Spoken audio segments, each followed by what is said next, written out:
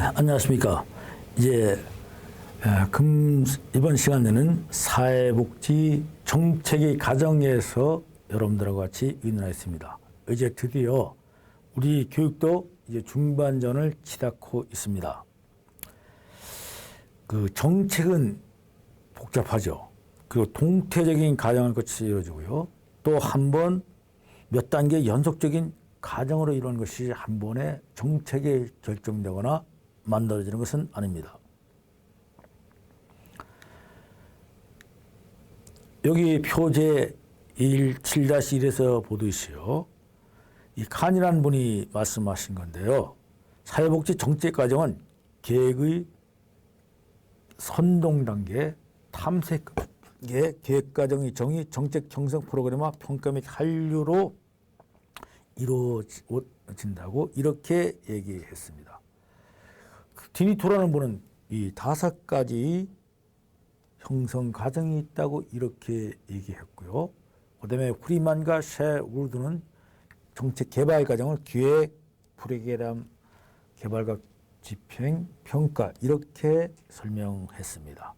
그리고 정책 형성 과정을 길버트와 이인은 문제를 확인하고 분석하고 이를 대중에게 홍보한 후에 정책 목표를 개발하면서 공중의 지지와 형성과 정당화를 통해서 프로그램을 설계하고 이를 집행하고 평가와 사정을 한다고 이야기했습니다.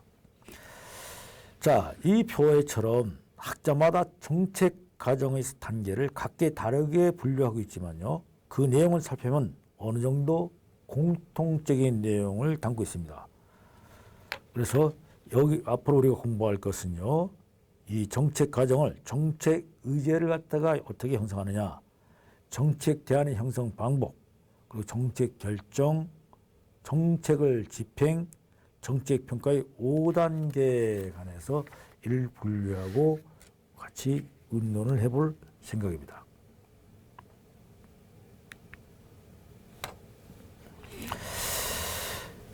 자, 사회 문제가 존재한다고 해서요.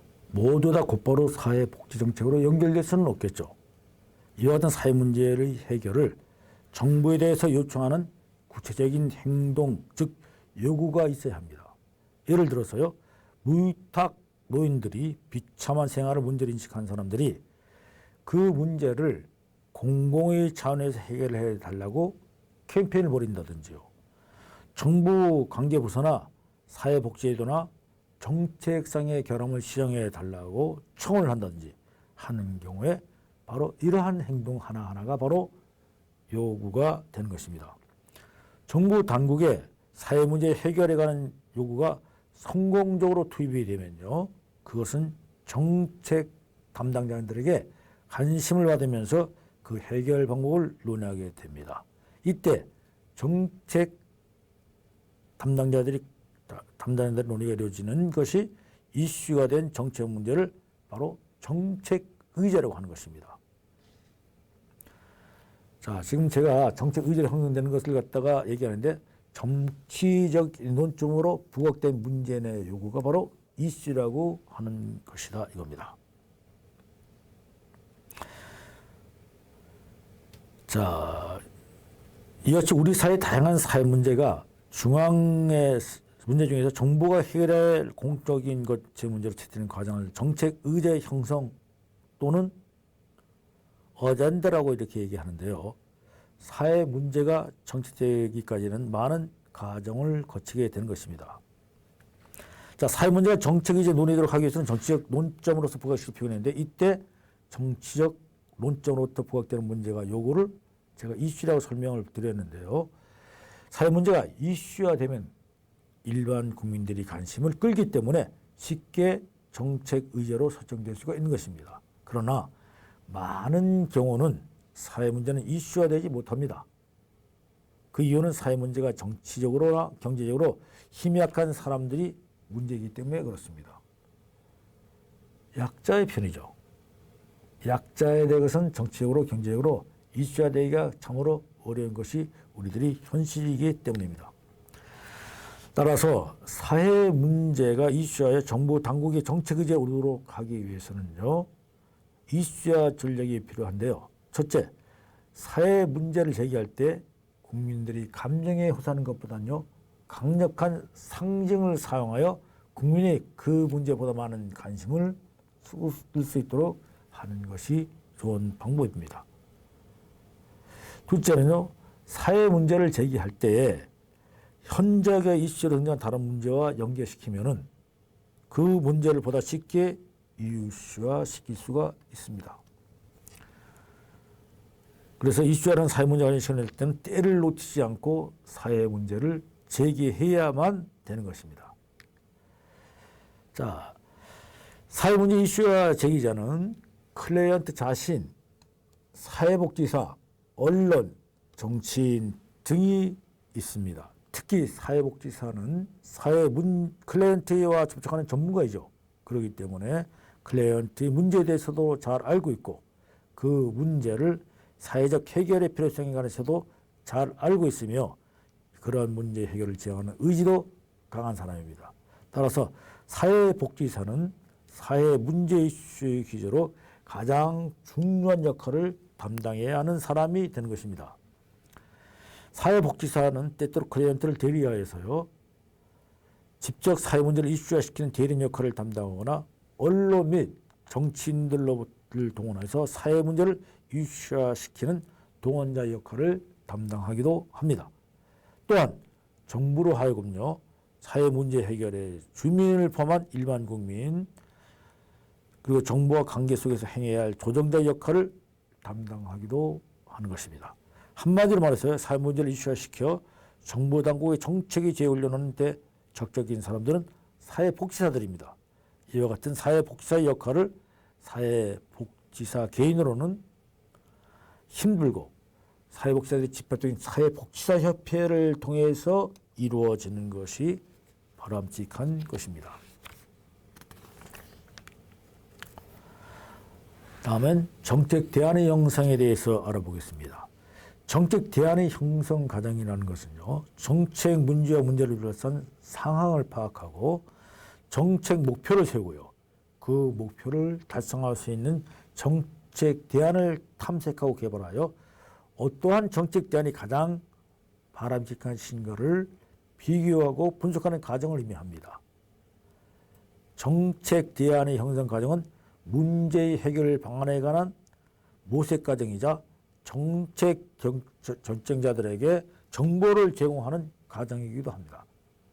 또한 문제를 해결하는 가장 효과적인 정책 대안들을 개발하여 비교하고 검토하는 과정이므로 비교적 비정치적인 성격을 띠며 합리적, 기술적 성격을 띈다고 할 수 있습니다.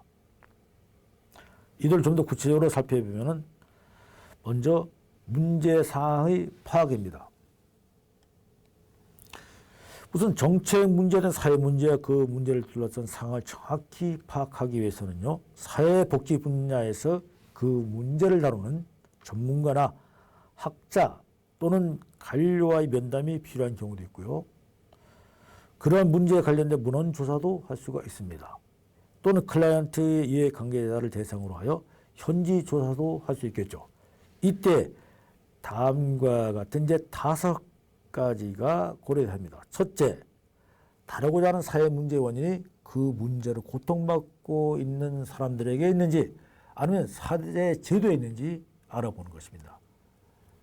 고통받고 있는 사람한테 문제가 있는 것이냐, 사회적인 문제가 있는 것을 파악하는 것이고요. 둘째, 그 사회 문제가 미치는 영향이 과연 당사자들에게만 국한되는 것인지 아니면 다른 사람들에게 영향을 미치는지, 그리고 영향을 미친다면 어느 정도 미치고 영향을 받는 사람들은 얼마나 되며 어떤 해결 방법을 원하는지를 파악하는 것이 또 문제와 상황의 파악에 중요한 것이 됩니다. 넷째, 그 사회 문제가 사람들이 손으로 해결할 수 있는지의 여부와 해결에 드는 비용이나 자원 조달 방법이 무엇인지를 파악하는 것이 필요합니다. 다섯째, 그 사회 문제가 어느 정도 사회적 중요성을 띠고 있는지 또 어느 정도의 정책 성향을 가지고 있는지에 관한 판단이 필요한 것입니다. 자, 그러면 문제 상황의 파악에 대해서 알아봤고요. 문제 정책 목표의 설정에 관해서 알아보도록 하겠습니다. 정책 목표의 설정은요, 사회 문제와 상황을 파악한 후에 알리는 미래 예측을 통한 사회복지 정책 목표의 설정이 되는 것입니다. 이 목표 설정의 과정은 세워진 사회복지 정책의 일반적인 목표 설정과 이를 구체화하는 과정을 말하는 것입니다. 그래서 이 목표들을 만드는 것으로서 여러 가지 개척인데요. 사회복지 정책 목표의 설정에서 고려해야 하는 주요 원인은 알아보면, 주요 원인을 알아보면, 첫째, 클라이언트와 비용 부담자 및 국민들의 이해관계가 어떤 것인가를 알아보는 것입니다. 둘째, 정책 문제의 특성이 무엇인지를 판단하는 것입니다.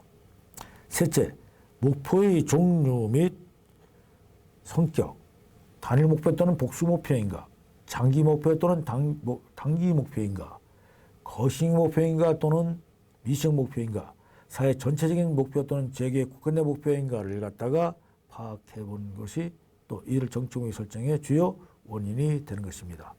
그리고 다른 목표의 관계에 관해서도 알아보는 것이 필요합니다. 다섯 번째로는 목표가 기초가 있는 가치가 무엇인지가 바로 정책 목표를 설정하는 주요 고려 요인이 되는 것입니다. 이어서요. 사회복지 정책 목표가 설정되면요, 그 정책 수단으로서의 해결 방법들, 곧 정책 대안들을 만들어내야 합니다.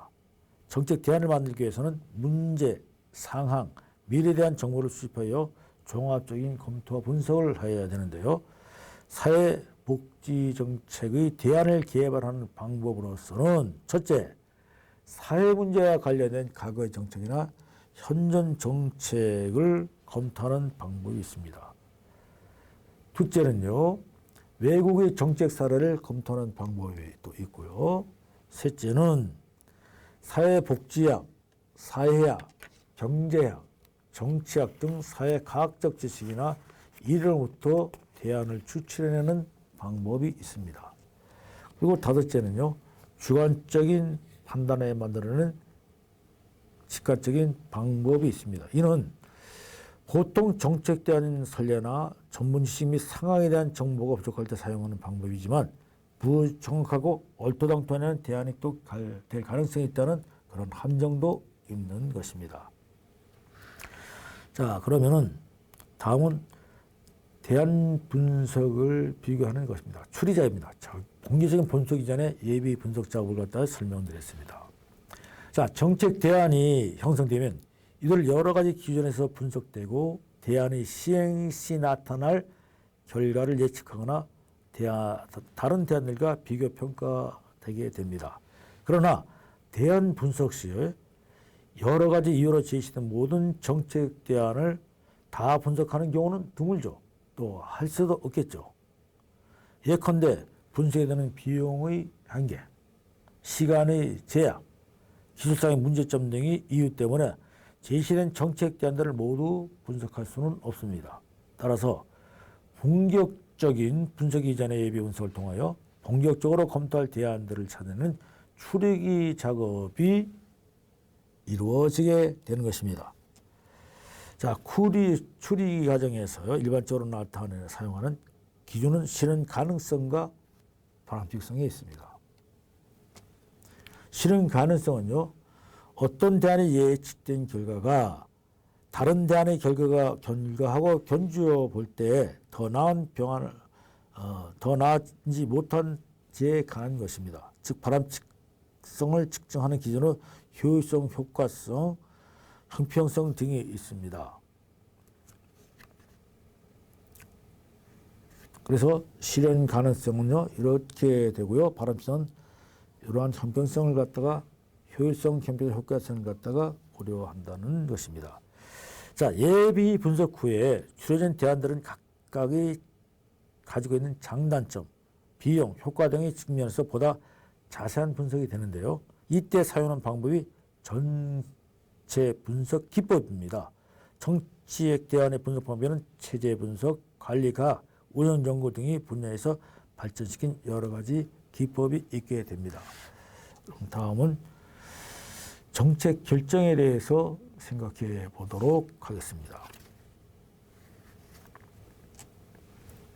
자, 정책 결정이란 일반적으로 볼 때 권위 있는 정책 결정권자가 문제 해결을 위해 제시된 여러 가지 대안 가운데 하나를 선택하는 행위 또는 과정을 말하는 것입니다.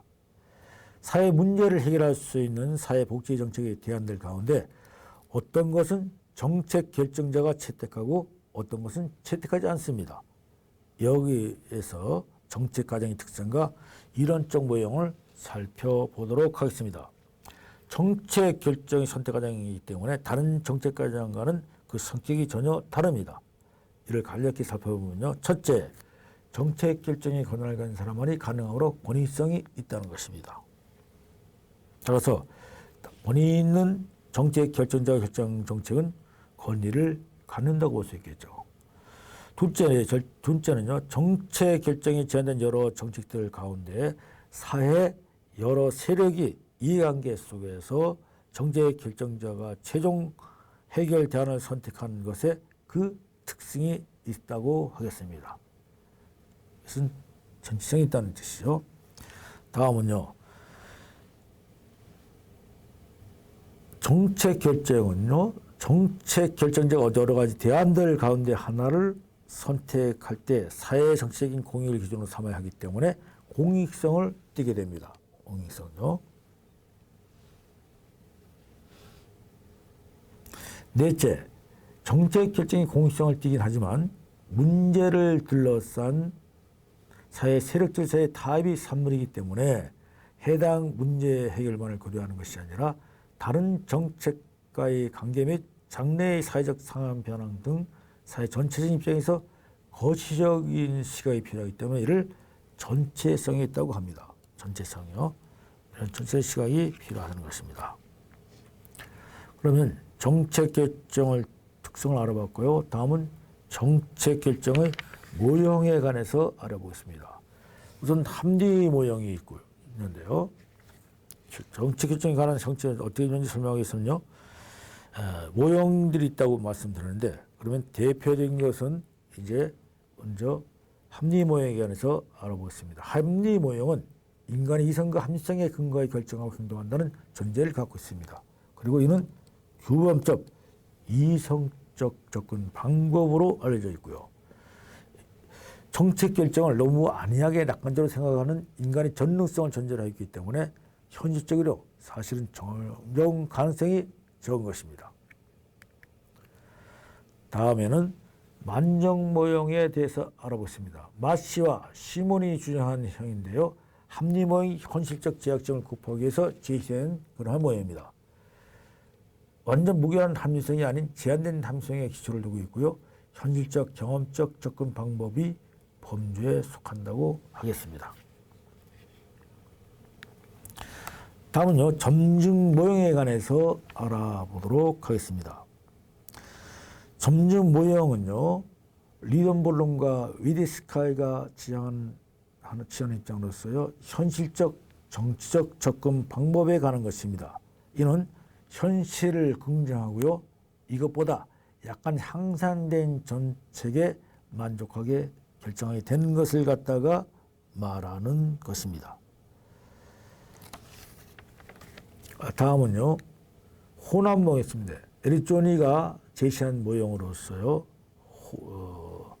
합리 모형과 점증 모형을 혼합시킨 그런 형태가 됩니다. 우선 기본적인 방향의 설정은 합리 모형의 방법을 택하나 그것을 설정된 후의 특정 문제의 결정은 점증 모형의 입장을 취해 심도 깊은 검토를 하기 위한 것이라는 것입니다. 그래서 보다 현실적이라는 그런 특징을 가지게 됩니다.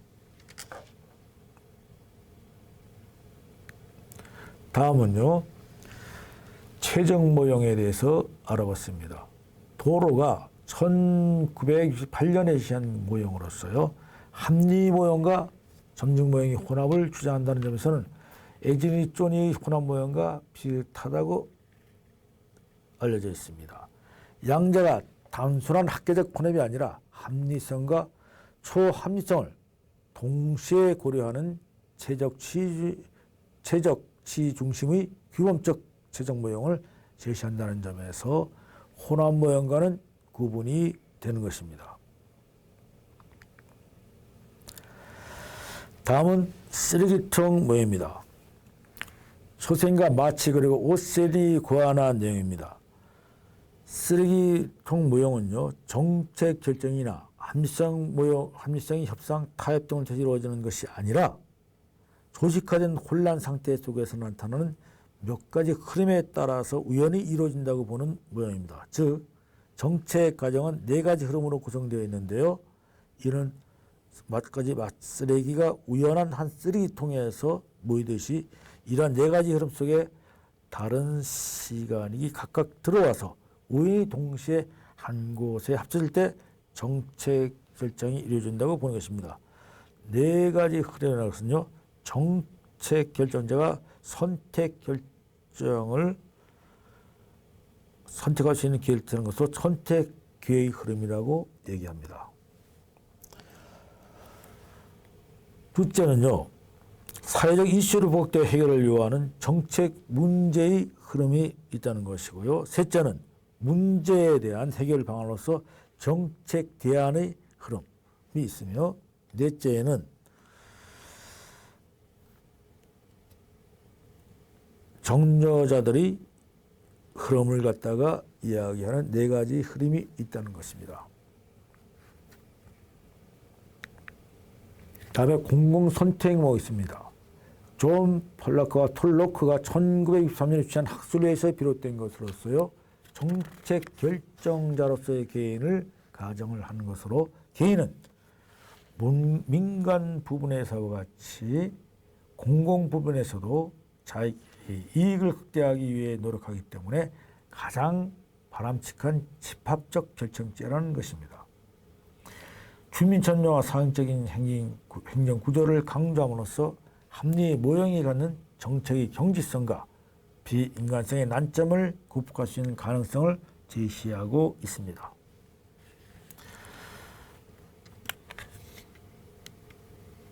이제 우리가 정책의 지평에 관해서 알아보도록 하겠습니다. 사회복지 정책이 결정되면 그것은 사회 문제를 해결하기 위하여 일정 기간을 통해서 구체화됩니다.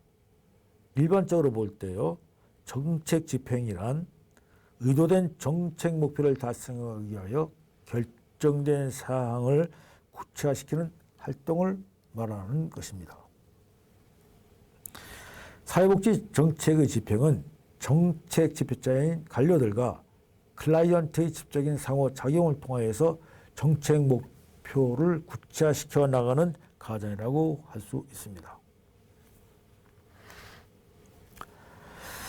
정책 집행은요, 과정을 주어진 목표를 구체화시키는 그 목적이 있게 됩니다.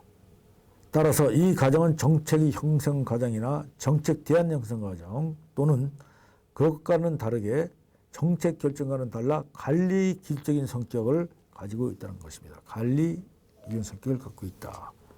특히 사회복지 정책은요, 재분배 정책에 속하는 것이어서 정책 집행 시 정책 성격이 아주 강하게 나타나게 됩니다.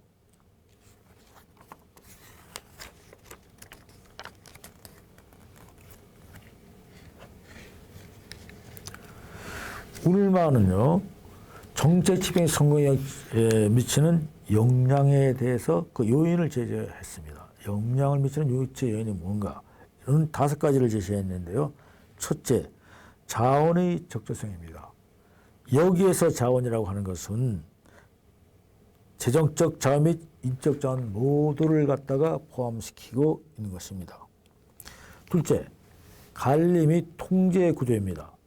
이는 정책 집행 기관은 정책 프로그램을 효과적으로 관리하고 통제하는 구조를 갖춰야 한다는 것입니다. 셋째, 관료제적 규칙 및 규제로서 이는 정책 목표 목표에 맞추어 집행활동을 하는 경우에 꼭 필요한 것이지만 너무 여기에 다 의존하면 동조가인과 형식주의, 수단과 목표의 전치 등의 병역 형태가 나타난다고 하고 있습니다. 넷째, 정치적인 효과성입니다. 이는 집행기관이 가지고 있는 정치적 자원이나 기술과 정책 프로그램의 성공적인 필수입니다. 예컨대 대통령, 의회, 이 집단의 지지가 없으면 정책 프로그램은 성공하기 힘들다는 것입니다. 다섯째, 한료 및 평가입니다. 정책 프로그램의 집행 결과를 되돌아보고 평가해보는 정치인은 가짜 정책 집행의 성공에 영향을 미치는 주요 원인이 되고 있습니다. 자, 그러면 이제 정책 집행을 지나서 정책 평가에 관해서 알아보도록 하겠습니다. 자, 표 7-1에서 보는 것 같이요. 정책은 형성되면서 집행에 이르기까지 전책 활동에 관해 정보를 수집하고 분석하고 해석함으로써요. 그 결과가 한류가 되는 것입니다. 자, 협의 정책 평가는 정책 집행 결과에 대한 평가, 곧 정책의 원래에 대한 문제 해결 얼마만큼 영향을 미쳤는가에 대한 활동을 의미하는 것입니다. 한편 강의 책임 정책 집행에 의해 모든 과정 속에는 이루어지는 정책 활동에 대한 평가가 의미한다고 하겠습니다. 자, 사회복지 정책 절차, 일반적인 정책 평가와 절차에 따라서 평가의 목표 설정, 그리고 평가의 범위 및 기준의 설정, 평가 방법의 설계, 자료 수집, 분석 및 해석, 평가, 보고 작성 및 제출을 구분하여 간략하게 살펴보도록 하겠습니다. 자, 여기서 여러분들 제일 먼저 정책 의제가 형성이 되면은 여기에 대한 대안이 형성이 되고요. 이것을 가지고 정책 결정을 하는 단계에서 결정이 되면은 이 정책을 이제 집행하고 집행이 이루어진다면은 다시 평가를 내서 이를 다시 정책 의제로 형성으로 하는 것입니다. 그러나 여기에서 협의 평가라고 하는 것은 정책의 집행을 갖다 얘기하는 것이고요. 전체적인 것을 강의 평가로 설명을 하고 있습니다. 자, 그러면 다음에는 평가의 목적 설정이라고 해서는요. 평가를 제일 처음에 해야 할 일이죠.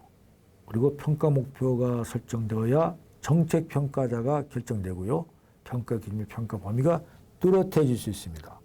그리고 정책 평가의 목표에 뚜렷이 하는 것은 정책 평가의 방향을 결정해주는 나침반의 역할을 할 수 있다는 것입니다.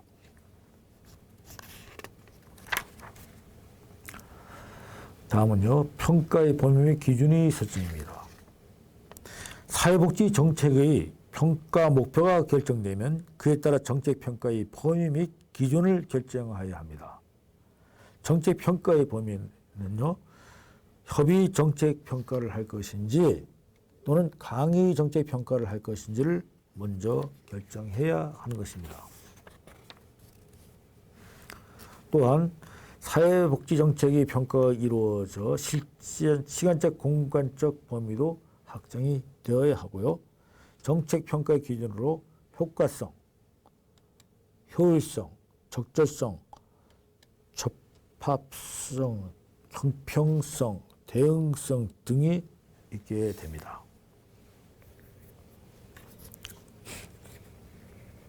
다음은요, 평가 방법의 설계입니다. 평가 방법의 범위 및 기준을 결정한 후에 그 정책 프로그램이 영향을 받거나 영향을 미치는 과정에 관한 인과 모형을 형성하게 되고요.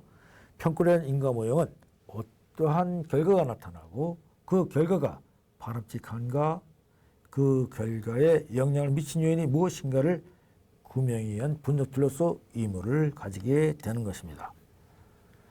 다음은 자료 수집이라는 것입니다. 자료라고 하는 것은 평가 보고서에 직간접적으로 생기는 일체 정보를 말하는 것입니다. 그래서 자료는 1, 2차로 구분되며 1차 자료는 자서를 통하여 조사를 통해 직접 수집하거나 작성된 자료이고 2차적 자료는 다른 사람이 다른 목적을 위하여 작성한 자료가 되는 것입니다. 그 다음에 1차적 자료 수집 방법은 관찰법, 면접법, 질문지법, 설문지 등을 사용할 수 있겠습니다. 다음엔 분석 및 해석 단계입니다. 분석에서는 절대 평가 분석과 양적인 평가 분석이 있는데요. 질적 평가 분석과 양적 분석을 알아보겠습니다. 질적 평가 분석은 객관적인 입장에서 형태론적 접근이나 체제론적 접근뿐 아니라 정책 핵이 주관적 의미를 찾아내는 해석적 접근이나 비판적 접근 또는 자연주의적 접근에 의한 평가를 의미하는 반면에 양적인 평가 분석은 다양한 통계적 분석 기법에 의해서 이루어지며 그 밖에 전체 분석 기법으로 개발된 비용 편익 분석, 비용 효과 분석, 결정화 분석 등이 있게 됩니다. 자, 다음은 이제 평가 보고서 및 작성 및 제출. 이게 다 모든 것이 끝나게 되면은 이제 평가 보고서를 작성하게 됩니다. 평가 보고서의 작성은 읽는 사람을 염두에 두고 이루어져야 합니다. 따라서 정책 평가 보고서는 그 형식에서 양식은 시인의 눈에 띌 수 있도록 만들어야 하고요. 두 번째, 맞춤법에 맞춰 써야 하는 것입니다. 그리고 쉽고 간결한 내용으로 써야 되고요. 그림이나 도표 등을 활용하면 더욱더 효과가 있을 수 있겠습니다. 그리고 맞춤법과 띄어쓰기를 잘 해서 쓰면 이 내용은 잘 되겠습니다. 자, 그런데요. 우리가 평가 보고서를 쓰게 될 때요. 우선 내용에는 평가 결과의 내용이 들어가야 되겠죠. 그리고 평가된 프로그램에 대한 배경 및 설명, 평가 목적 및 평가 방법, 그리고 자료 수집 방법, 분석과 논의, 결론 제안 사항이 포함되면 되겠습니다. 이것이 평가 보고서의 내용에 들어갈 내용들이 되는 것입니다. 자, 이로써 여러분들과 함께 사회복지의 정책 결정에 관해서 알아보았고요. 정책 과정에 대해서도 여러분들과 같이 알아봤습니다. 다음 시간에는 사회복지 정책의 분석 틀에 대한 공부가 되겠습니다. 여러분 오랫동안 수고 많았습니다. 감사합니다.